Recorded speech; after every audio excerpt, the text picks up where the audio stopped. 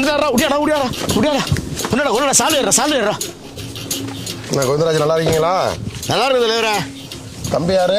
தம்பி நம்ம தம்பி பையன். தலைவரே உங்களை பார்த்து ரொம்ப வருஷம் ஆகிட்டு.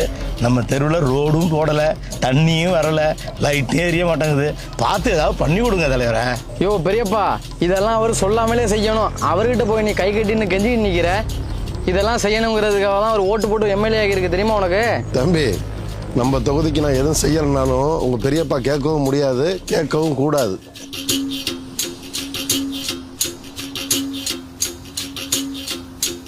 எங்க கேட்க சொல்லு பார்ப்போம்.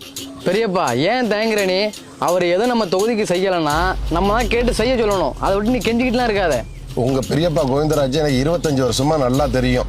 நான் இந்த தொகுதிக்கு எதுவும் செஞ்சதும் இல்லை, செய்யவும் மாட்டேன். என்னை எதிர்த்து யாரும் கேள்வியும் கேட்க முடியாது. ஏன் கேட்கக்கூடாது? இதெல்லாம் நீங்கள் செய்யணுங்கிறதுக்காக தான் உங்களை எம்எல்ஏ ஆகியிருக்கு, தெரியுமில்ல? என்ன பெரியப்பா அவரும் பேசிகிட்டு இருக்காரு, நீனு கேட்டுட்டு இருக்கா? சும்மா அதெல்லாம் கேட்க முடியாதுடா. தம்பி, இந்த தொகுதியில் நான் எம்எல்ஏ எலெக்ஷனில் நின்னப்ப இந்த தொகுதி மக்களுக்கு நல்லது செய்யணும், இந்த தொகுதியில் உள்ள பிரச்சனையை சரி செய்யணும் அப்படின்னு பல கனவோடு நான் வந்தேன். ஓட்டு கேட்டு வந்தப்போ உங்கள் பெரியப்பா என்ன கேட்டார் தெரியுமா? ஐயா வணக்கம், நம்ம தொகுதியில் எம்எல்ஏவுக்கு நிற்கிறேன், என்ன ஒரு வாட்டி வாய்ப்பு கொடுத்து சட்டமன்றத்துக்கு அனுப்பிவிட்டீங்கன்னா நம்ம தொகுதியில் உள்ள பிரச்சனையும் நம்ம ஊரில் உள்ள பிரச்சனையும் சட்டமன்றத்தில் சொல்லி மக்களுக்கு நல்லது செய்வேன். இதான் பாரு, தொகுதிக்கு நீ நல்லது பண்ணு கெட்டது பண்ணு அதை பற்றியெல்லாம் எனக்கு கவலை இல்லை. எனக்கு ஓட்டுக்கு எவ்வளோ ரூபா பணம் கொடுப்பேன் அதை சொல்லு முதல்ல. ஐயா, தொகுதியில் 2 லட்சம் பேர் இருக்காங்க.